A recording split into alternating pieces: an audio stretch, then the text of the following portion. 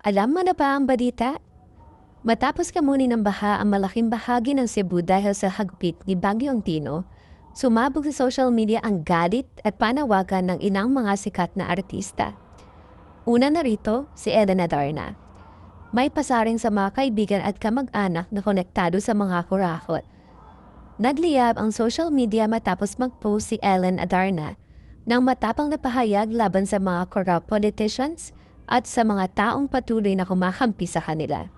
Sa gitna ng trahedyang dulot ng Bagyong Tino sa Cebu, diretsahan niyang sinermonan ang mga friends and family na nakakapit pa din sa mga politikong anyay may kasalanan sa kabagalan ang pag-unlad at kapabayaan. Have you taken a stand? Or do we keep pretending nothing's wrong? Ani Ellen. Mariin din niyang sinabi na kapag kumahalaban ka sa sistema, papadapain ka. Delayed approvals, questioned documents, bent rules. Matapang, walang preno at tila may pinapatamaan talaga. Sino kaya ang tinutukoy ni Ellen? Cebu, abangan ang mga susunod na eksena. Samantala, Sofia Andres, galit na galit. Hindi napigilan ni Sofia ang emosyon sa gitna ng kalamidad.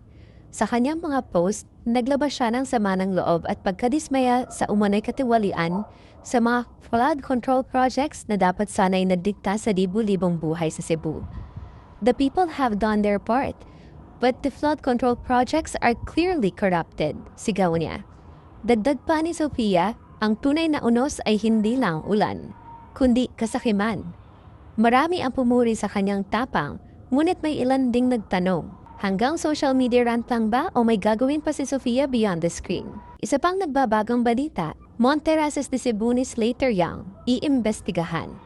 Matapos ang hagupit ng Bagyong Tino sa Cebu, si Slater Young at ang kanyang Monterraces de Cebu project ang nasa sentro ng kontrobersya.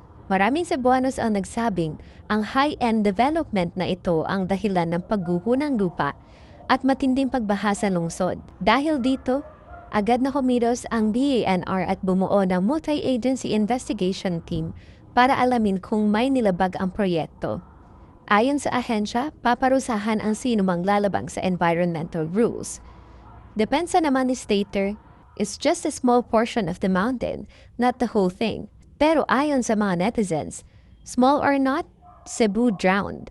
Lalong tumindi ang intriga at ngayon ay sabik ang lahat sa resulta ng investigasyon. At dahil dito, mainit ang palitan ng social media matapos banata ni Albi Casino si Slater Young, kaugnay na matinding pagbaha sa Cebu.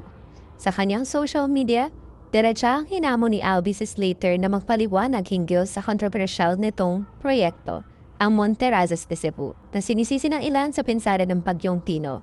Slater comments, "People warned you about this more than 2 years ago. Looks like they were right." Matapang nasabi ni Albi. Hindi pa doon natapos. Sa isang post, bumanat pa siya ng, "Tahimik ka ngayon bro, kala ko open ka sa feedback." Matatanda ang dati ng dinepensahan ni Slater ang proyekto.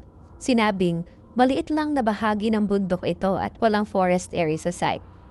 Ngayon, habang lumalakas ang batikos online, mukhang hindi na makakatakas si Slater sa hamon ni Albi at ng galit ng Cebuano netizens. Don't forget to like, comment, share, and subscribe now. Thank you for watching!